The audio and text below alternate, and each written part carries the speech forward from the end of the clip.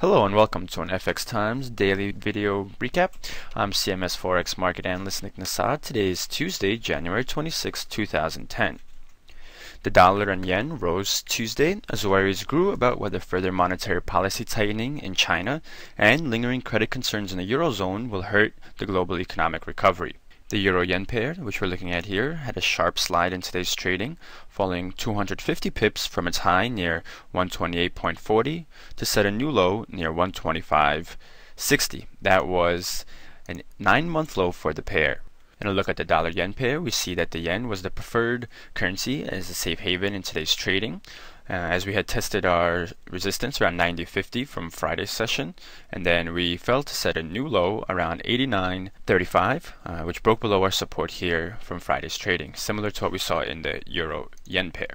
The yen gathered strength as overnight the Bank of Japan held its interest rate meeting and frustrated expectations for perhaps some further monetary stimulus in that meeting. Some analysts had expected such a move in order for the Bank of Japan to combat its deflation worries. Instead, risk aversion and a lack of any further monetary stimulus helped boost the yen in today's trading. The commodity-backed currencies such as the Australian dollar and New Zealand dollar took a hit in overnight trading, as we can see here in the Aussie-US dollar pair.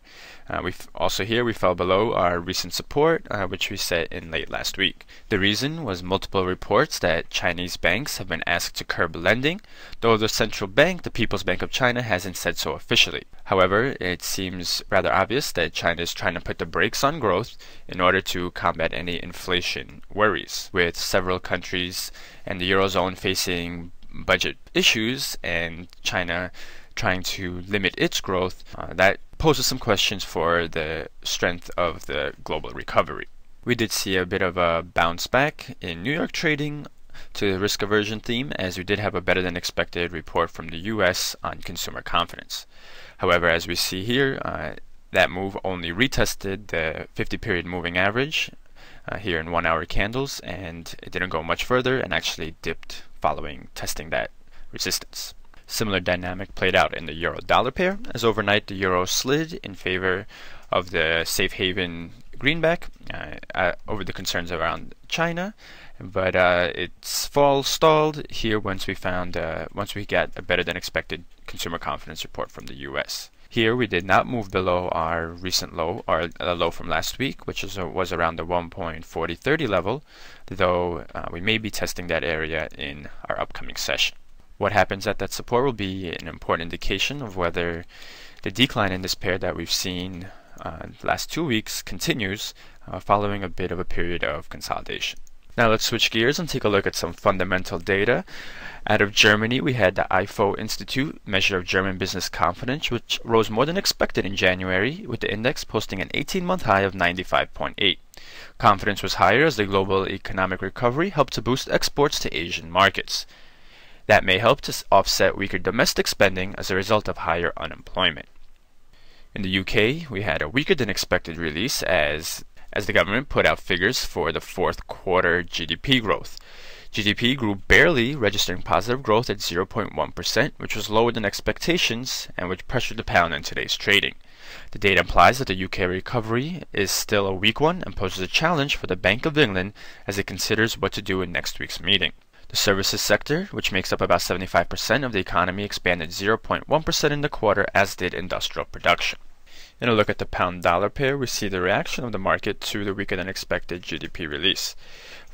We had been trading at around yesterday's high near 1.6250, as the pound had clawed back its losses from Friday's session in Monday's session, but today we retested our support near 1.61 following the weaker than expected news.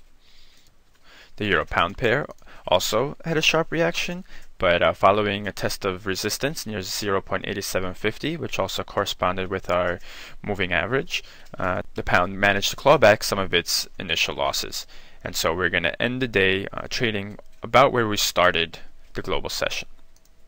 In a look at US fundamental news, the Conference Board's Consumer Confidence Index for the month of January rose more than expected to 55.9, as the present situation jumped by about 5 points.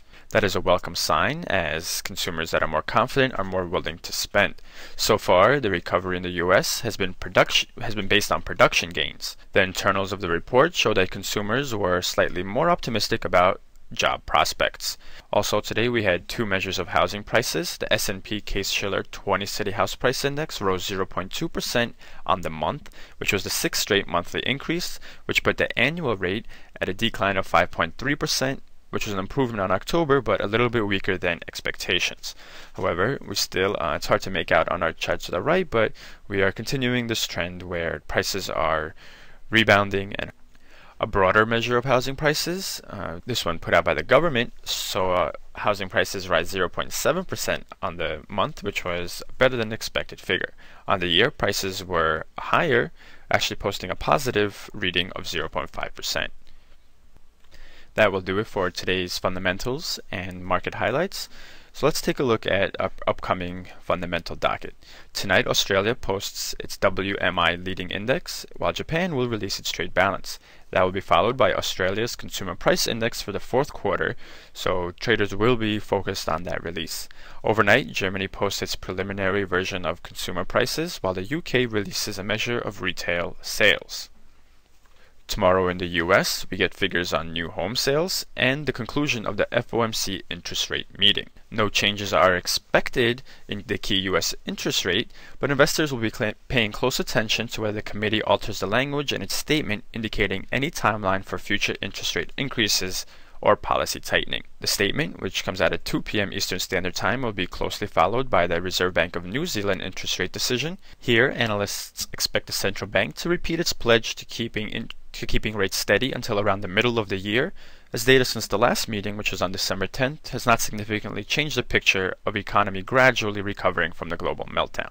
Some forecasts expect a rate rise by the end of June, while some are pointing to an earlier move by the Reserve Bank of New Zealand, perhaps on April 29th, as they do see some rate pressures rising. And that'll do it for today's broadcast. For more videos, news, and analysis, please visit our site FXTimes.com. I want to thank you for watching and wish you good trading.